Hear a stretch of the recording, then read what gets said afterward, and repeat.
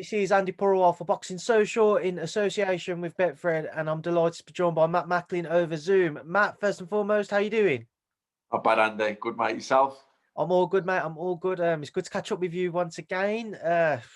Obviously, an exciting weekend of boxing just taken place, and let's start off with the show over here in the UK. He was obviously there to witness Alexander Usyk's victory over Derek Chisora. Just go back to that fight for me, Matt. How would you assess Alexander's victory? It was good because I thought, Del Boy put him under a lot of pressure. He did exactly what he said he was going to do. He said he was going to bring the heat. He said he was going to stick it on him and he's going to keep it on him.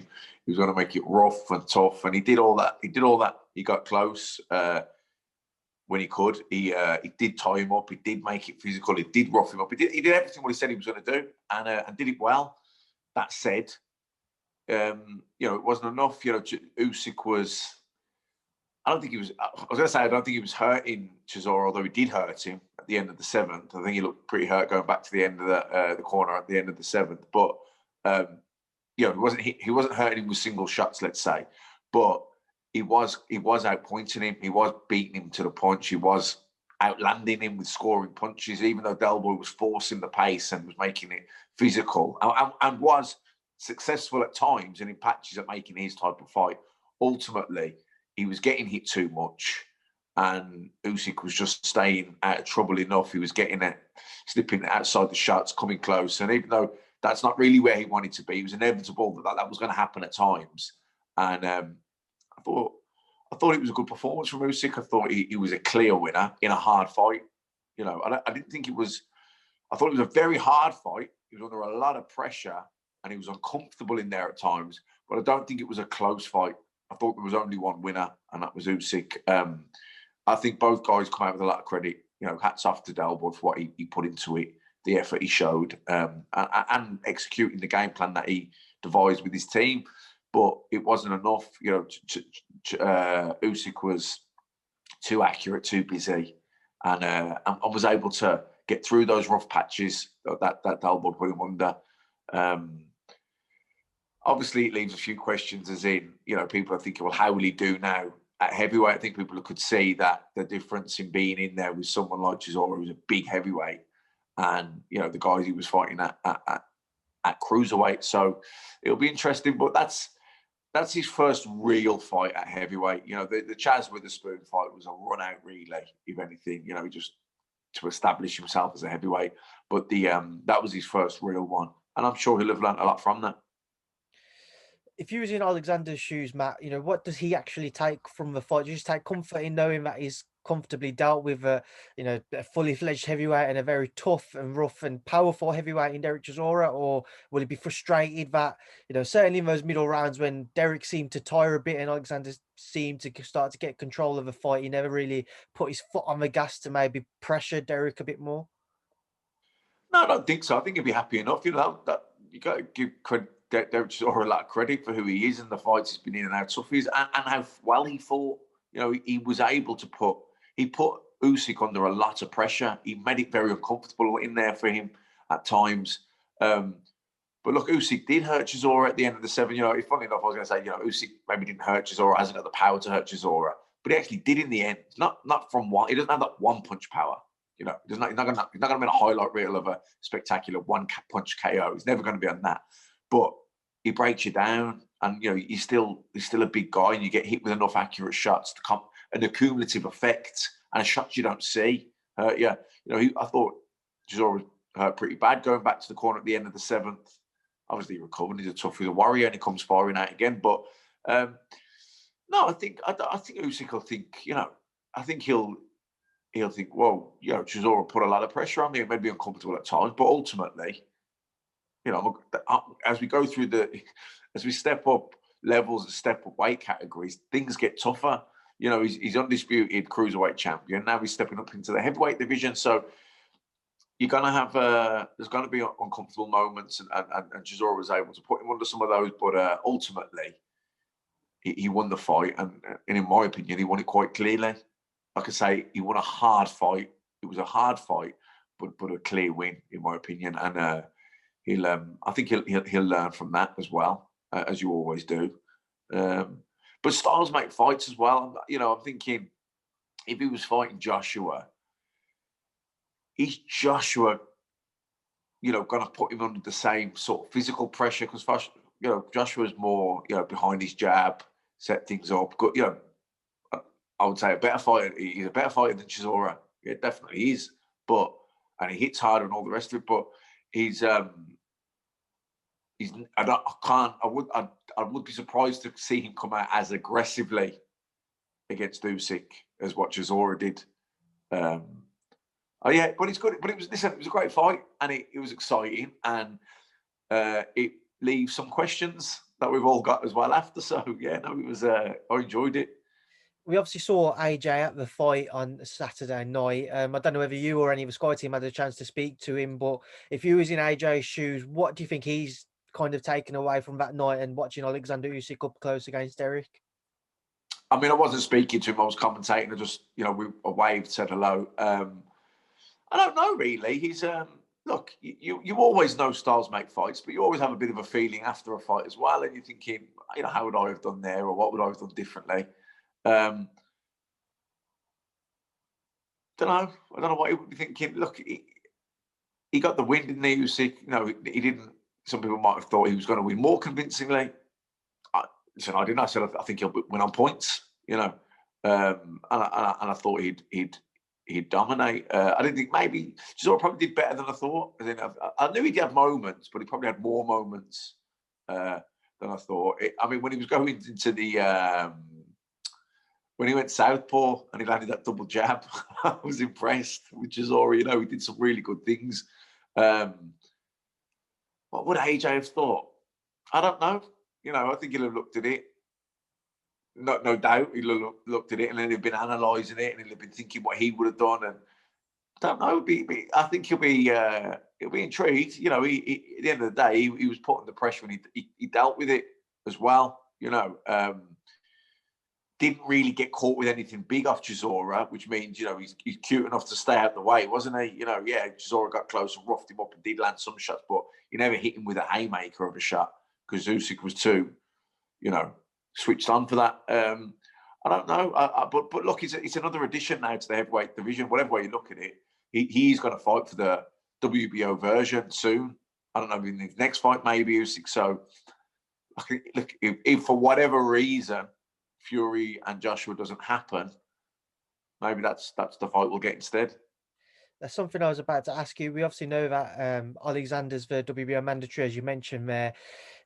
In your opinion, do you think it would be the right move for Alexander to kind of make good on that immediately for his next fight, or do you think he should have maybe one or two more fights to adjust? I spoke to Johnny Nelson yesterday, and Johnny said that he feels that Usyk should maybe have a couple more fights before he goes in with somebody like an AJ. Yeah, I think in an ideal world, from everyone's point of view, well, we all just want to see Fury and Joshua, don't we? That's what we want to see. The fans, Fury wants that, Joshua wants that, everyone wants that. And you know what? It might be a good thing for Usyk as well, because it gives him a cup, maybe. Because look, if they fight, they're going to have the rematch. So really, that's next year done, But a year and 2 fights wouldn't be the worst thing in the world, I don't think, for Usyk. Just to get even more comfortable, just to get even more used to being in the heavyweights, just to grow into that weight. He's put on whatever weight he's put on, and just to grow into that, I think that probably. Look, if I was Usyk, if Usyk was my brother or my mate, I'd say to him, listen, don't chase that fight down. Let these guys fight twice. Let them do their thing. I said, you want to fight for the undisputed heavyweight championship anyway. I said, let them do that, and then we'll get the winner in a year down the line. You used to have a couple of fights in between. We'll get the right fights that test you, but that you'll learn from each time, and just grow into the weight. It's not even that it's to learn, because he's there, isn't he? I don't think he has to really learn, but it's just get used to those big heavyweights. Or the other way you could look at it is, listen, let them fight each other, and you push for the BO, and hopefully they get stripped of the BO. We'll go in for the vacant title, and then whatever happens, you become a 2-weight world champion. You could think of it like that, and maybe they will. Who would he fight do you know who he'd fight for the WBO title if it was made man? If AJ got stripped? I'm not sure on who's or vacated. I'm not sure who's highly ranked with the WBO. I've got a feeling Joseph Parker's What? fairly highly ranked. What? I think Daniel Dubois is Dubois up is there. highly ranked. Yeah, Dubois, yeah. You know, I'd say he fancied the Dubois fight. You know, I think I know a bit too much for him. I'm young. You know, he's young. He's still learning. You know, I might be too experienced for him. Maybe he think, look, that's a vacant title. I can win easier than fighting Joshua. I don't know. You don't know. It's all. I'm sure there'll be lots of talk among them all. Just come off Alexander and on to Derek. In your opinion, Matt, where does Derek go from here? What's next for Derek Chisora? Look, it was a good fight, wasn't it? It was. You know, he didn't get beaten up. You know, he got hit with a lot of shots, but he was hurt. I think at the end of the seventh. I think, but he's fine. He's a war horse, isn't he? Chisora, I don't know. I suppose. Look, first things, he needs a bit of a rest. I'd say he's put so much into that train, probably for the best part of the year. For this fight, kept put back, didn't it? So, look, have a good rest. Enjoy the Christmas as best we all can, and then I'd see what happens. Just see how the cards fall. Things change. Or the landscape's always changing. Every time there's a fight, things change. Look at the lightweight division. You know, all of a sudden you got Lomachenko's the man. Now he got beaten. Lopez is beating him, and then all of a sudden, you know, Gervonta Davis scores the knockout of the year. So, you know, all of a sudden the landscape in the lightweight division changed. So things change. So there's always just had a fight. He doesn't need to be in a rush now to see what the next move is. He can just chill and enjoy life for a bit and see what way the cards fall. Moving on to the rest of the card, Matt. Beneath that, we saw George Kambosos Jr. defeat Lee Selby. What's kind of your thoughts on that fight, Matt? I thought Kambosos was a clear winner in the end. Then another good fight. I just think Selby, I don't think he's the fighter he was. Well, he's definitely not the fighter he was, and obviously he's up at lightweight now as well. Just probably struggling, just hesitating that split second. You know, they call it can't pull the trigger. He's not shot, I don't think, to bits or anything like that. But I just think he's on the slide now. He's 33 years old. He's had a lot of fights, a lot of boxing done now. And, you know, the other Kambosos was just younger, sharper, fresher, more ambitious, a bit quicker to the punch. And I thought he was a pretty clear winner in the end. How do you feel that Kambosos would fare against Teofimo Lopez? Would you feel it would be too soon still? Yeah, I don't think he's there yet. Look, that said, he's mandatory challenger and he's going to get his shot. Take the shot. You're 27 years old. If you lose, it'll be your first loss. If I was him, I'd definitely go for it. And going into it, he's got good momentum, hasn't he? You know, he could beat Mickey Bay. Now he's got this win against Lee Selby. You know, all of a sudden he's stepped up his level of opposition and he's stepped up his level of performance. So he's a much improving fighter, and he'll have a lot of confidence in how he's going about things now. So, you know, look, Lopez as well. I mean, look, he beat Lomachenko, didn't he? So he's very much man of the moment. But yeah, look, if you can boast, he's definitely jump on that fight. He's mandatory now anyway. So unless Lopez vacates or moves up or whatever, I'm guessing he's going to get his shot. So good luck to him. Moving on once again, Matt, Savannah Marshall with a hugely impressive victory over Hannah Rankin. What do you think's next for Savannah? Obviously, after reflecting on her victory over Hannah. After Hannah, yeah. I think, look, again, you know, you're just no point getting ahead of yourself. She just boxed brilliantly. This has been a funny year, hasn't it? With setbacks and delays and all the cancellations and everything. So people have been trained a long time. So she boxed well. Enjoy herself, celebrate her win. She's just won a world title, her first one as a professional. You know, lap that up, do all the promotional stuff, do all the marketing stuff, get your name out there, build your profile. You know, Christmas around the corner, really. Anyway, so nothing's gonna happen. So just enjoy yourself now. But look, I think the big fight out there for her is probably Clarissa Shields, and Clarissa Shields, of course. Savannah Marshall beat her, didn't she, in the amateurs? So that will be a fight that she'll want, and that will sell. You know, especially now Savannah has won a world title. So I think that's the big fight for her. And then once again, just another fight to touch on. Tommy McCarthy picking up that EBU title. How impressed was you with Tommy's performance, Matt? And obviously after the fight, we saw him start calling out, world champions at cruiserweight. Yeah, well, look, his career's been moving in a nice direction. You know, it's been going upwards. He's had a bit of a stop-start, stagnated type career. He's a lot of promise when he turned pro. He was a good amateur, and everyone had high expectations of him. And obviously, he will have had for himself. A couple of losses there, Matty Askins, and of course, Riakporhe stopped him in Peterborough. So didn't look like he was, you were as good as your last fight. So he didn't, things weren't looking great for him at that point. But then he gets a few wins, gets some momentum, takes a tough fight out in Italy, goes over there, gets a great win. And then all of a sudden he's fighting for the European title. Now he's European champion. Boxing, it can turn around like that for you. And listen, I had that myself. I remember I turned pro with a lot of hype, big expectations. I was only 19, knocking a lot of people out, looking good. Fought Andrew Facey in my first 10-rounder back in 2003. Fight I thought I won, but I didn't get the decision. It was a scrappy fight. Gutted, couldn't believe I'd lost. Then, all of a sudden you reel back, put 5 or 6 good wins together. I was training with Billy Graham. There was a lot of hype building again. All of a sudden, Baker, a mandatory challenger for Jamie Moore. I get that fight. Another loss. Great fight, but a loss. I'm like 24 years old and I've lost 2 fights and I was thinking I'd be world champion by now. So now all of a sudden I didn't want a British title. So I'm thinking, what the fuck? You know what I mean? But all of a sudden, and then you're rebuilding the shadows a bit. You get a few wins. You're frustrated because you're ambitious and you want your time. It's not coming. And all of a sudden, 2009, I go, bang, Alcar Kasakaini, British European. Bang, I'm in the top 5 in all governing bodies in the world and I'm looking for a world title shot. It can happen like that for you. So Tommy McCarthy, similar type thing, great, good amateur, couple of losses. Oh, forgotten man. Now all of a sudden, a few wins, takes a risky win, great win. Now he's European champion. Now he wants to fight for a world title. Why wouldn't you? Why wouldn't he?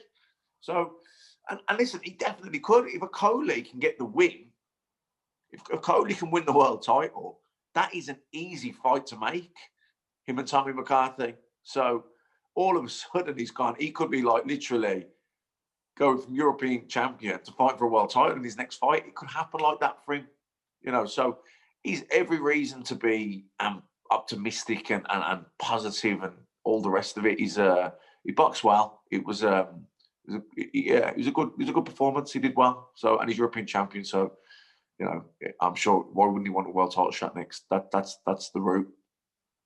Just to come away from the UK show, Matt, and obviously touch on that victory for Gervonta Davis that you mentioned earlier with that was a stunning finish to the fight for Gervonta. Just kind of reflect on that fight for me as well, Matt, and what did you make of obviously that uppercut, that finish for fight? I didn't see the fight. Obviously, I was working all night, and by the time I come off it, I didn't start. I fell asleep. But obviously, I've seen the knockout, and I've read about the reports on the fight and stuff. So seemingly Santa Cruz was doing well. He was holding his own. It was a good fight up until that point. But I think inevitably it was always going to happen. Santa Cruz against Tank Gervonta Davis because he's a banger. I was live in the Barclays Centre when he fought Jose Pedraza, and Pedraza is a good fighter. And after that, went on and had good fights. Even with Lomachenko and stuff, which were after that. But he's vicious. He is vicious. You could see he was looking for that shot. Santa Cruz was fighting off the ropes and he was just parrying and catching. You could see he was looking for one punch. He was looking for it. And what a knockout. That's got to be knockout of the year. What would you like to see next for Gervonta Davis? And again, look, a lot of people getting excited over social media saying they'd love to see him in with Teofimo Lopez. Would that be a fight that'd be of interest to you? Yeah, any of the fights in the lightweight division. Look, I'll be honest, I think he's probably the best lightweight. I can't see any of them beating Gervonta Davis at lightweight. Even when the Lomachenko fight was being talked about with Gervonta Davis, I was thinking, well, that's a tough fight at lightweight, for Lomachenko. As good as Lomachenko is, because he's really good too. And he's not only is he really good, he carries that firepower. Lomachenko has become lightweight world champion because he's so good. But really, he's not a lightweight. So I think unless Lomachenko can get the rematch with Lopez, I think they'll probably most likely go back down to super featherweight.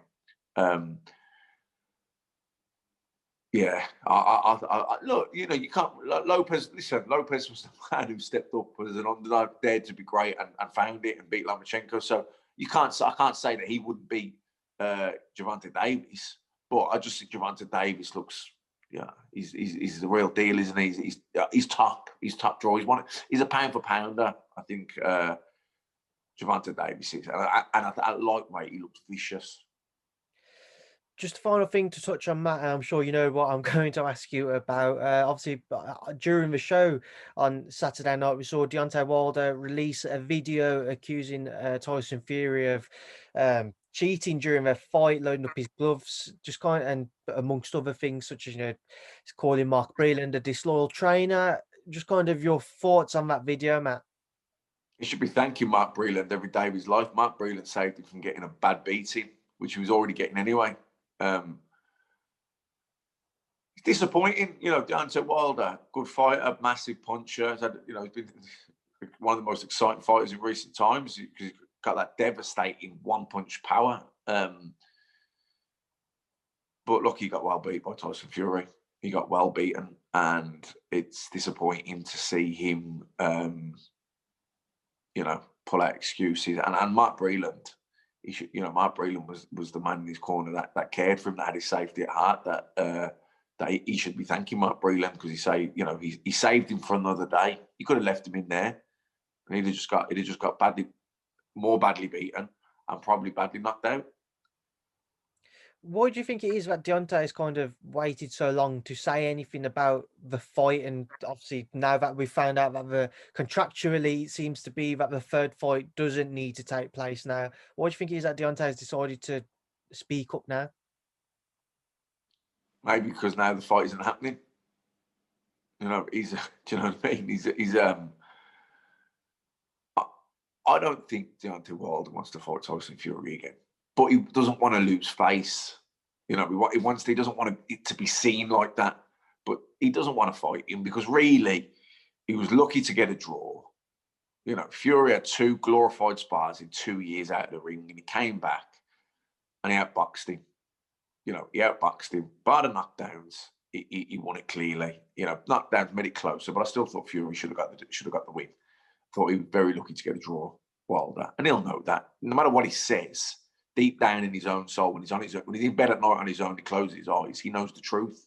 We all do about us, you know, and about ourselves or whatever. You know, deep down, we all know the truth, and he will know that Fury is a better man. Had his number, outboxed him the first time, and outmanned him the second time, backed him up and beat him up. Now, whatever excuses he's got, whatever reason in his own head that he thinks that happened, if he really, really wanted the third fight would have happened. I know we've had the pandemic and all the rest of it, but I don't think really Wilder really wanted that third fight. I just think that but he doesn't want it to look like he doesn't want it.